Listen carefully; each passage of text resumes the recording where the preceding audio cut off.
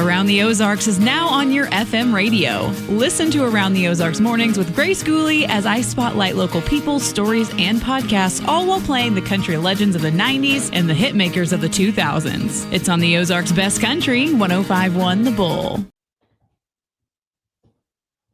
It's time for Around the Ozarks News, sponsored by the Springfield Greene County Park Board, Thompson Sales, Advanced Car Care, Smouse Brothers, and United Plumbing. Here are your hosts, Ethan and Sarah Foreheads. Hi there. Good morning to you on Wednesday. We're moving right along this week, and we have some news to tell you about to start your Wednesday. All right, we begin with this. The Springfield City Council is moving to fix problems with the Citizens Advisory Board that oversees spending from the Spring Forward SGF sales tax. City Attorney Jordan Paul told council members this week that the board does not currently meet city charter requirements for membership, residency, or how officers are chosen. 2 current members live outside the city limits, and the board has 8 members instead of the required 9.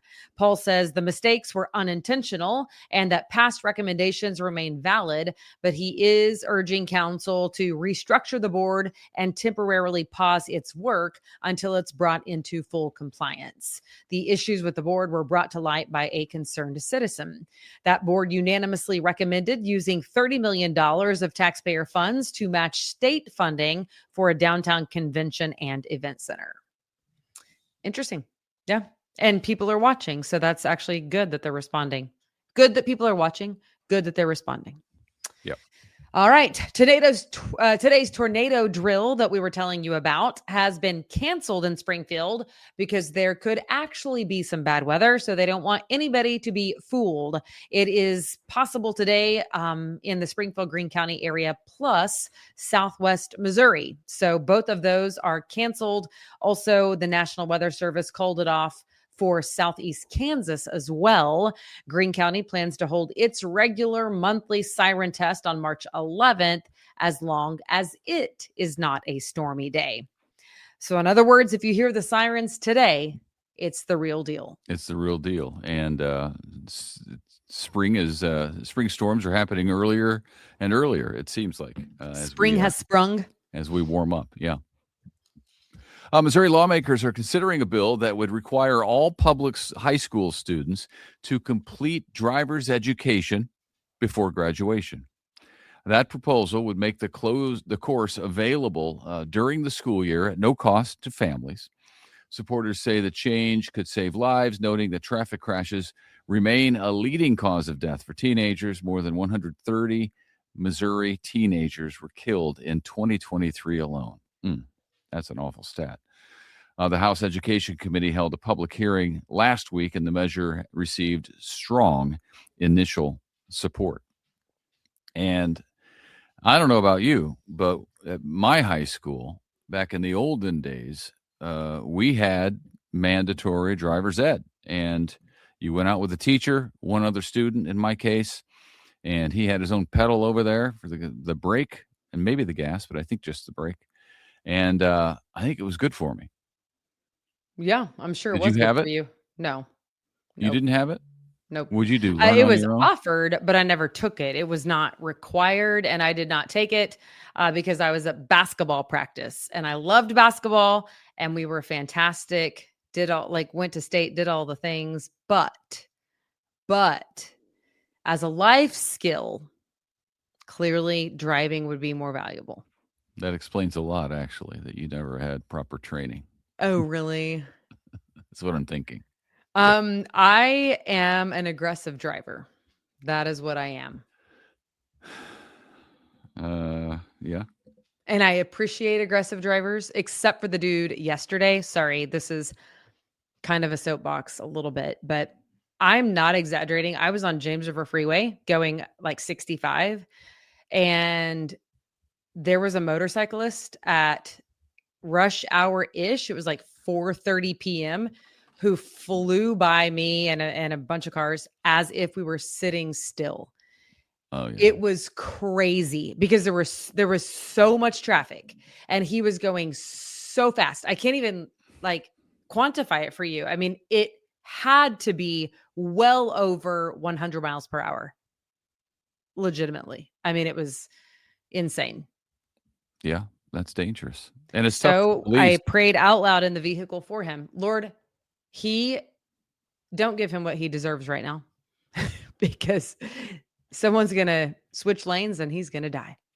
Police have a hard time with motorcycles because they can't navigate like motorcycles can. So if they want to get away, they really can. All right, back to the Missouri legislature. Missouri lawmakers are also raising privacy concerns over a bill that would place the names, addresses, and birth dates of registered voters online. That proposal from a Granby senator was discussed with bipartisan questions about personal data being posted publicly. Bill's sponsor says putting the entire list online may have been a drafting error. Revising the language is what it sounds like. The measure would also extend a business fee that funds the Secretary of State's technology and cybersecurity programs. Okay. Lake Ozark Health System is investing millions into upgrades. Lake Regional Health System is using a $2.3 million no-interest loan to buy new surgical equipment and improve its pharmacy. The project includes a new clean room for mixing IV medications for cancer patients specifically. Leaders say keeping up with the technology is key to serving rural Missouri communities. A new hotel development, meanwhile, is in the works on the Lake of the Ozarks Strip. Plans call for a 5-story, 60-room hotel with year-round entertainment options, including outdoor adventure experiences. Yes, please. The developers say the project could help stabilize seasonal employment at the lake. City leaders are reviewing the site plan with a target opening in about 18 months. I hope that works out because that area of the strip up there, right by the dam, could use some new stuff. I think now. I mean, I maybe haven't been there in so long. I don't even know what's there now. maybe the Lakers would disagree with me, the longtime Lakers people who go up there. Bless you. Sorry. Thank you. But that's what I think as an outsider. So we'll see what they say.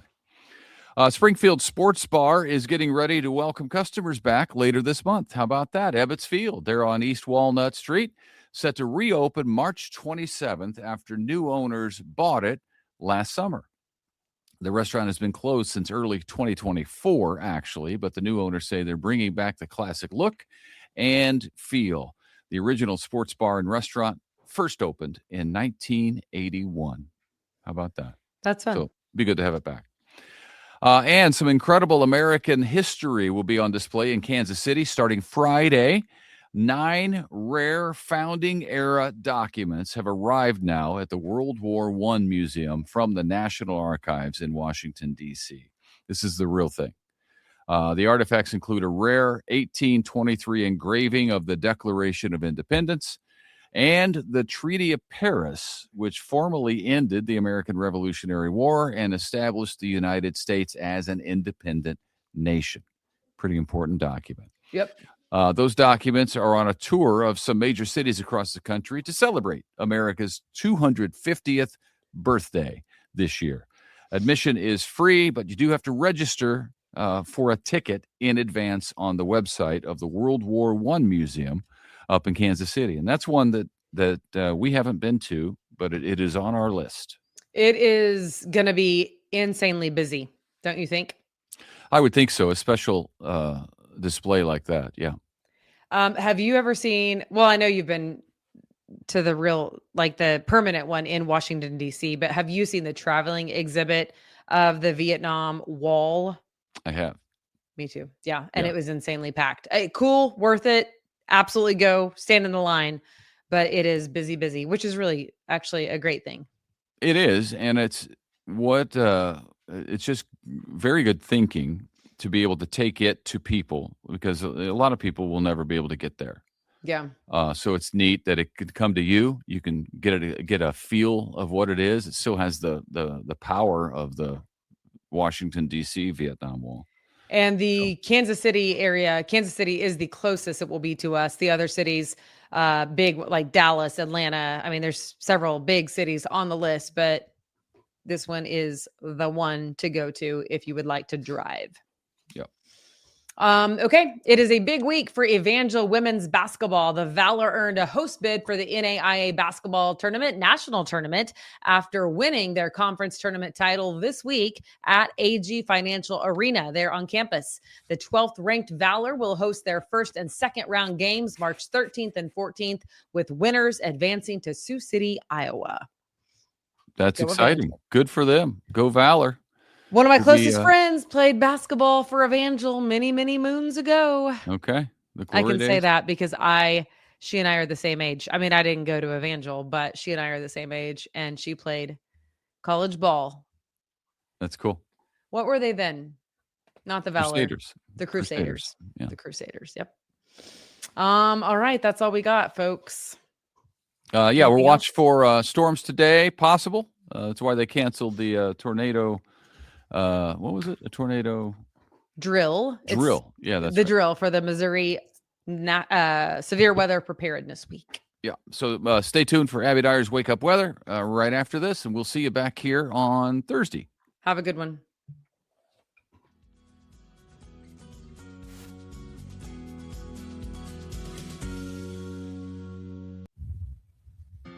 It's time for Around the Ozarks Wake Up Weather, brought to you by Command Family Medicine, Heating and Air Paramedics, The Trailer Ranch, Hewitt Messenger, and Taylor Grubaugh Chevrolet. Here's your host, meteorologist Abby Dyer.